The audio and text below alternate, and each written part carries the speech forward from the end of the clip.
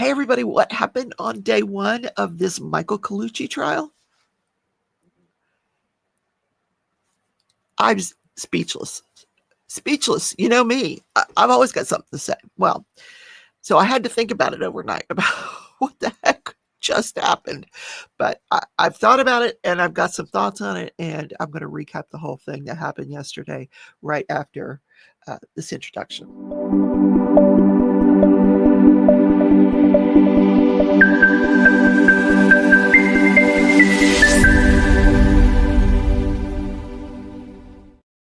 Hi, everybody. Welcome back to the channel. I'm Rebecca, your host of Crafting and Crime Daily, the show where I recap live trials. I was so excited for yesterday. I had my crochet project ready. I had my notepad. I had the YouTube up on the TV. This trial was going to start. They were going to have opening statements, and I wrote his name down. I'm ready. Because I'm over Karen Reed. So I'm ready for this new thing. And then something happened that was stunning. And I'm going to show you the whole thing because it's just beyond words. But I was excited because this is South Carolina. We're going back to South Carolina, the home, the land of the Murdaughs. And he ran with the same crowd, this guy. He was a former jeweler, I think. In any case, before I get into what happened in this case, if you wouldn't mind hitting that thumbs up button, it helps YouTube push this out to more people. And please consider subscribing. I'm very close to 4,000 subscribers, which is so awesome. And if you're a current subscriber, thank you so much. I deeply appreciate your support for this channel. Anyway, what happened with this Michael Colucci case? Well, on May 20th of 2015. Now, at this time, he's married to this woman, Sara Ann. She's 38 years old. This is her second marriage. I don't know what his status was, but she had children from a previous marriage as well. Well, her previous marriage ended in a horrendous tragedy when he had a bad acid trip and he self-inflicted stab wounds 26 times to his chest. So every year around the anniversary of his death, she would get very moody and depressed, and she was drinking and doing drugs, and she just wasn't handling this well at all. So he was tried for this. Well, let me back up. Even before he was tried initially, he doesn't get charged with this for a year. Over a year after it happened. I haven't even told you what happened. He doesn't get charged with murder for over a year. Remember where we're at, North South Carolina. It wasn't until a new sheriff took over that they decided they would prosecute Michael Colucci for what the defense believes is that she hung herself. It was a suicide. So on May 20th of 2015, they're in their vehicle. They're in an argument. She gets out because she's got to go to the bathroom. She gets out of the vehicle. They're parked at this like an industrial building, the Gold Standard, and she has to go to the bathroom. So he's on the other side of this fence. That's whatever. So she crawls through the fence, and what happens after that, no one knows. He was within, and this is broad daylight, like 7 p.m. ish. She crawls through this, and he goes to find her. He's only 20 yards away. He could see through the fence and see what she was doing, but apparently he did not. And he goes over there and he finds her hanging. It was a 6-foot chain link fence, standard chain link fence, and there was a garden hose that was affixed to the building, but it was wrapped around the post of this 6-foot chain link. And the only other thing I can think was she must have been very short, because a 6-foot chain link, you ain't gonna hang me because I'm 5'10". I'll be fine. Anyway, so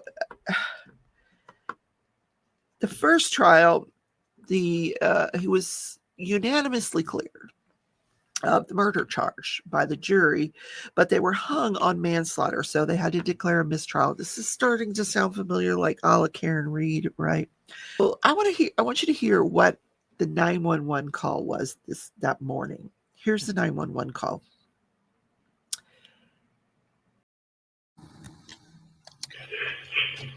Michael.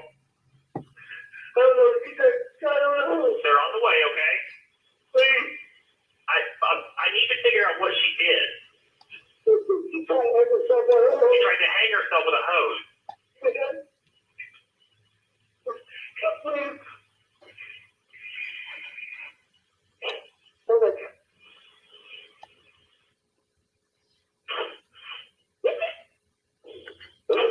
on, baby. Come on. Yeah. Okay, Michael, did you cut her down or what? No, I just cut her down.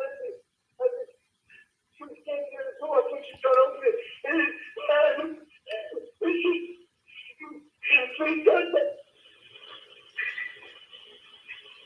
Okay, they're on their way, okay? Are you still doing CPR? Yes, sir. Is anybody else there with you? Yes, sir. Is she on the ground right now? Yes, sir. Was she on the ground when you found her? Yes, sir. Okay.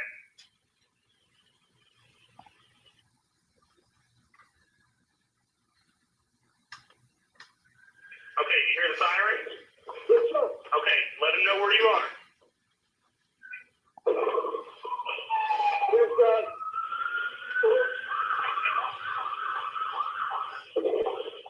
Please, God.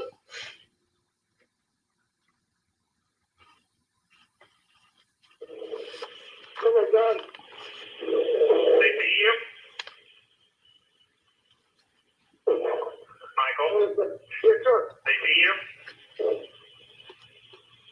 I don't see him yet.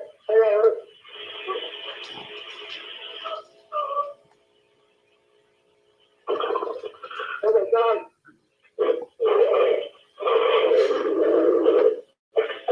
Come on, baby. Oh, my God. Please, turn the purple.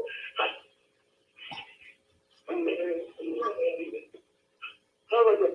Come on, Sarah. Please, baby.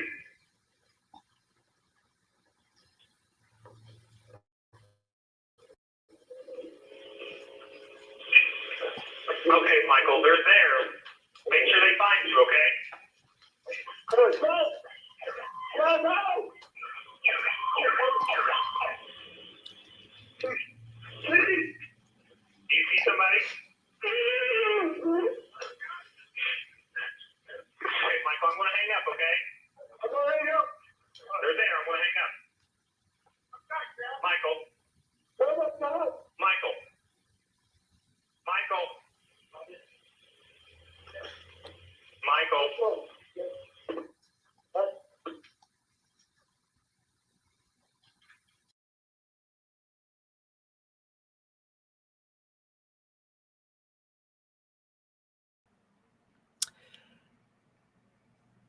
I don't think he was actually doing CPR. That's just my thought.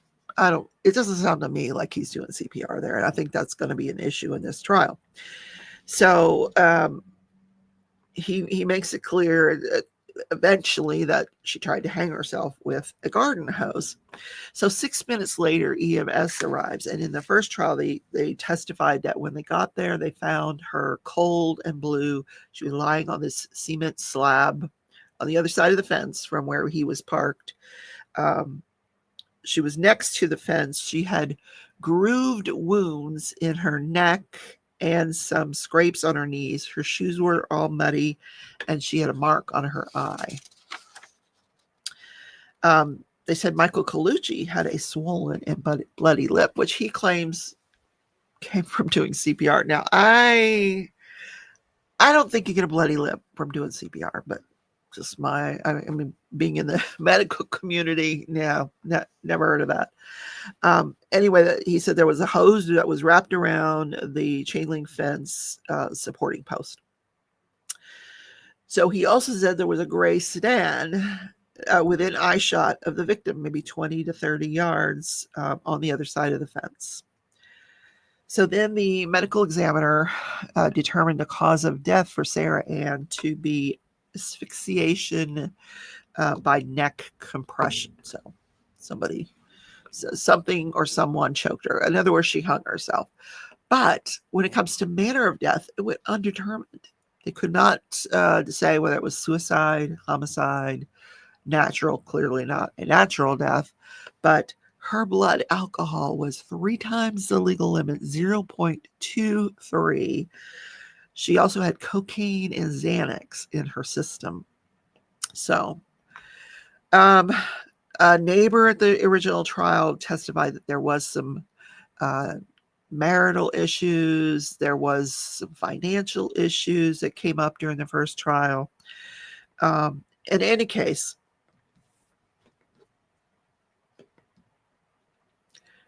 why did it take 7 years to get here now? Well, this is being handled by the Attorney General's office. Probably there's a conflict. I would imagine, this is one of those influential South Carolina people, Michael Colucci. And but the Attorney General,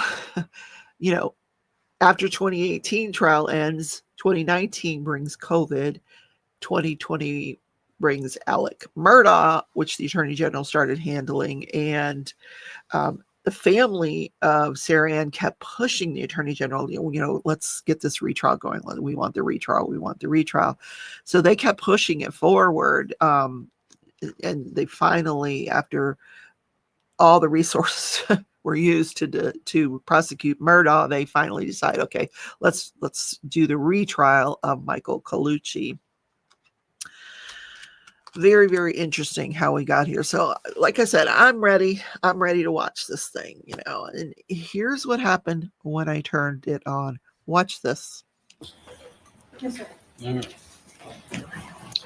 All right. Well, I've considered this matter, and I want to make clear that when I speak of prosecutorial misconduct, I want to make certain that you understand that I'm not speaking of members of the prosecuting attorneys per se, but because of state actors for whom the state is responsible.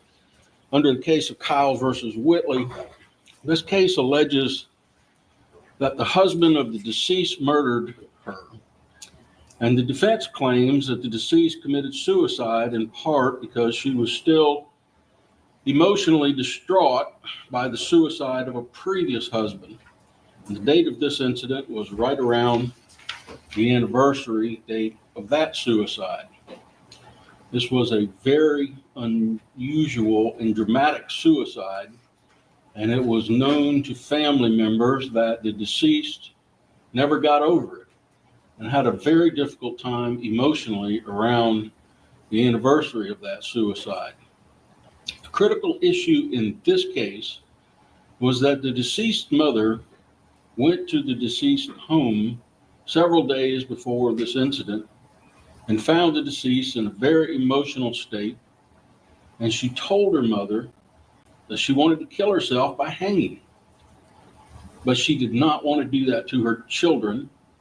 And the mother was so upset that she wanted to have her hospitalized. And after the deceased died in this case, the mother has now testified that she told the lead investigator about that incident within a few days. The lead investigator denies that she told him at that time, and he buttresses his story by pointing out the mother hand wrote out her statement, and she did not mention this prior statement or this prior incident in the written statement. Well, the defendant was indicted at the first trial, ending in a mistrial. The mother did not mention the prior incident at that trial because she was cut off by the prosecutor when she started to talk about what the deceased said. The prosecutor testified that she cut her off because of hearsay concerns. I note there was never any attempt by anyone to allow the mother to testify about the deceased statement under 8033 under our rules of evidence, so the court never ruled on it. But while it was known to all that the deceased suffered from severe drug and alcohol abuse and was being treated by a psychiatrist at the time of her death, Evidence was presented at trial of the same. It's very troubling that the evidence that the deceased made specific threats of wanting to kill herself just days before she died. This information was kept from the jury. By state action or inaction, had the defendant been convicted, this court has no doubt it would have been considered a Brady violation, and the defendant would have been granted a new trial. The beginning of a new trial is exactly where we find ourselves today. The state argues with some authority and precedent that basically this court should treat it as the equivalent of no harm, no foul, and that now that this information is known, it can be presented to the jury, who can evaluate it and give it whatever weight it determines it deserves in arriving at a verdict. Indeed, this court believes that it is a choice among several that would no doubt be upheld on appeal if this trial were to go forward and the defendant was convicted.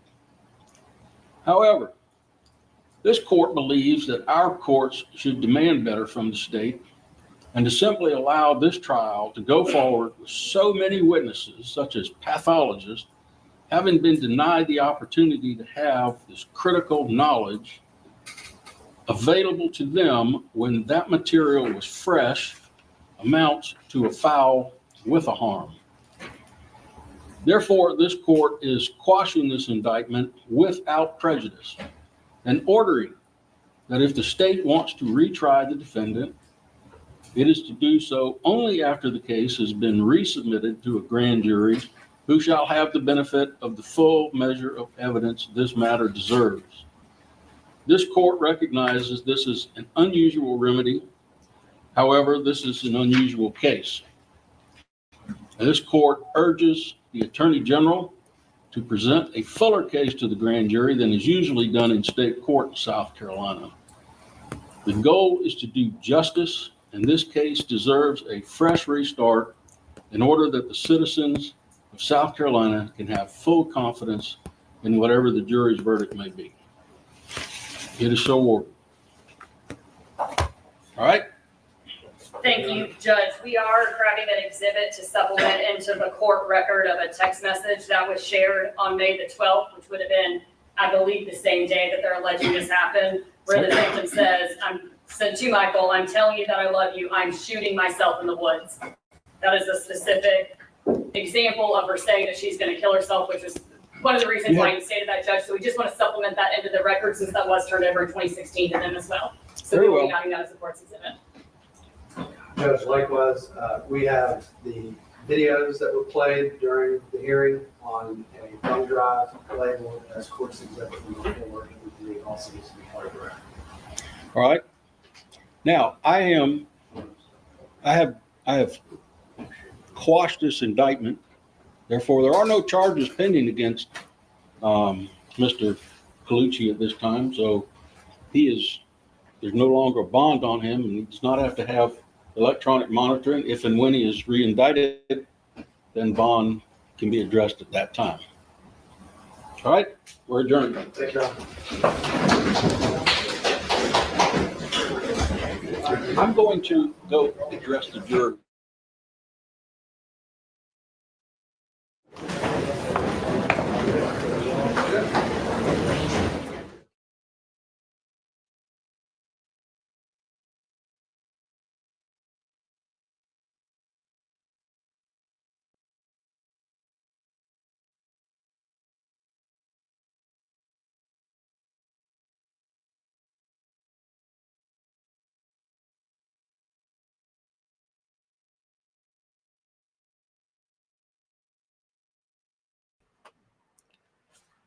Like, what?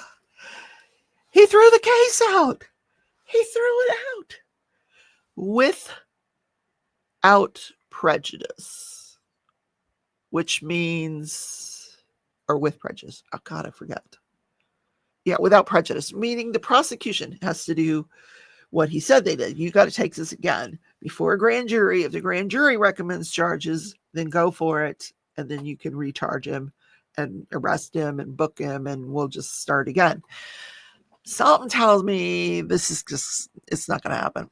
It's not going to happen. They have this defense team is incredible.